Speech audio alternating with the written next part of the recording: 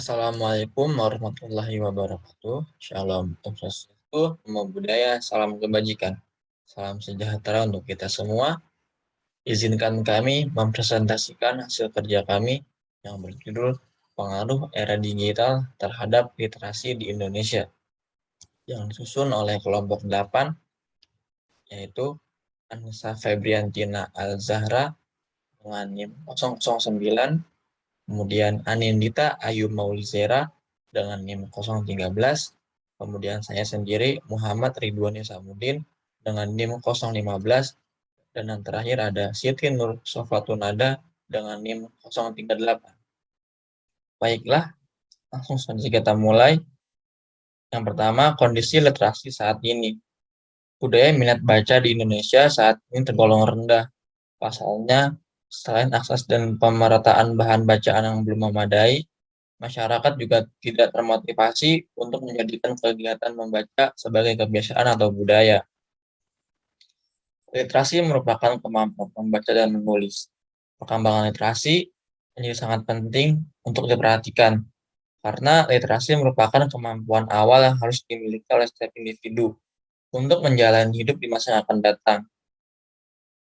Persoalan literasi di Indonesia masih menjadi persoalan yang harus segera dibenahi di Indonesia, karena berdasarkan survei yang dilakukan oleh Program for International Student Assessment yang dirilis pada Organization of Economic Cooperation and Development pada tahun 2019, Indonesia menempati peringkat ke-62 dari 70 negara, atau merupakan 10 negara terbawah yang memiliki tingkat literasi terendah.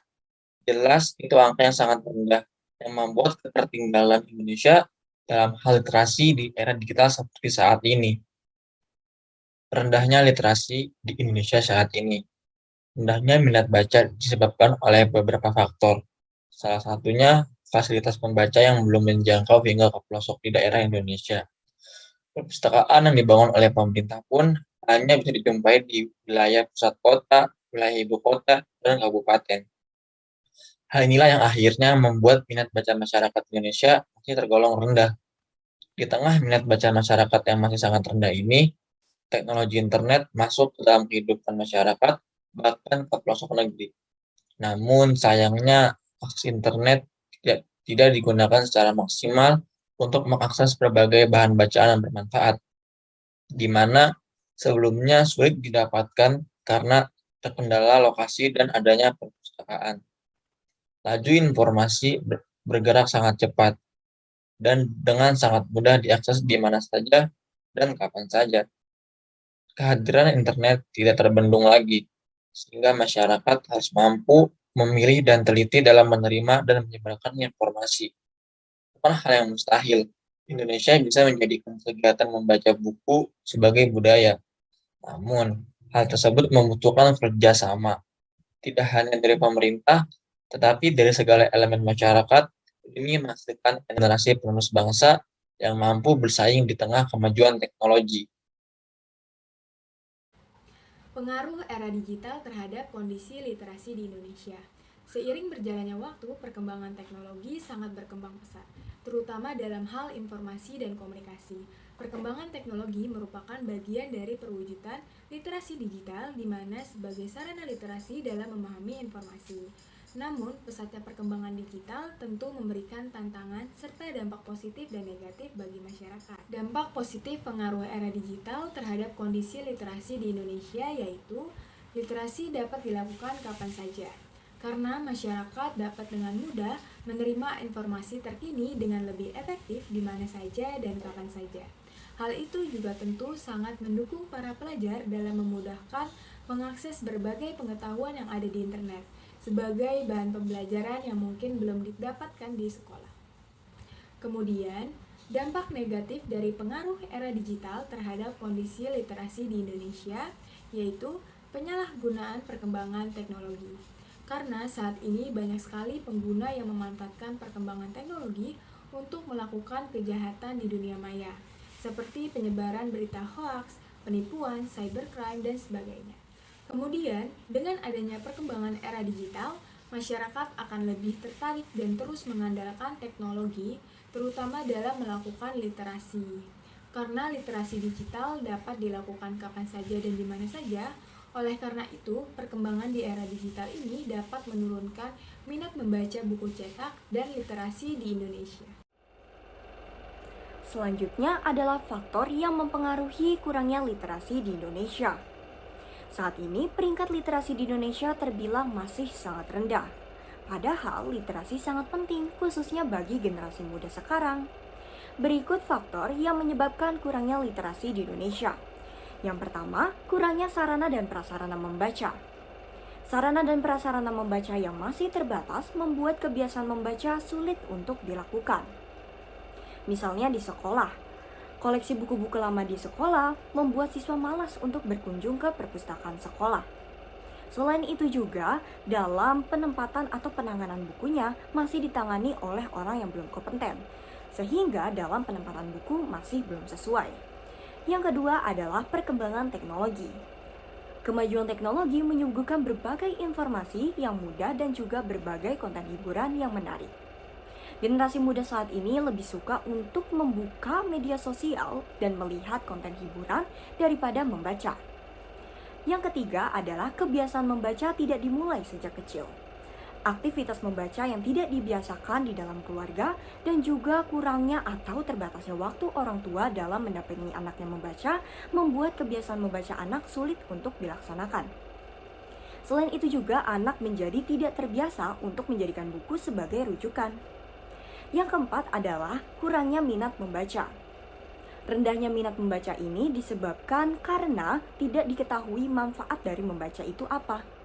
Padahal, membaca yang baik itu dapat mempengaruhi mutu sumber daya manusia, yang otomatis juga dapat mempengaruhi kemajuan suatu bangsa. Sehingga dengan kita meningkatkan rasa cinta kita terhadap membaca, maka juga akan membuat kita mudah untuk beradaptasi dalam setiap perkembangan zaman. Dengan adanya hasil penelitian tersebut, pemerintah turut ikut memecahkan persoalan ini dengan meluncurkan Peraturan Menteri Pendidikan dan Kebudayaan Nomor 23 Tahun 2015 tentang penumbuhan budi pekerti.